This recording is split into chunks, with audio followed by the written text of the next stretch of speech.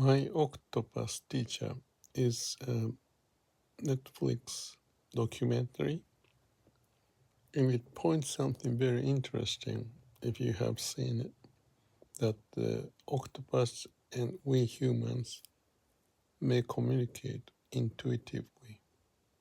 That basically may be the message, but when I think about that movie and relate to the setting, I see the Buddha's idea of Jijimuge, which means event and event are no not obstructing. That's in Japanese, Jijimuge.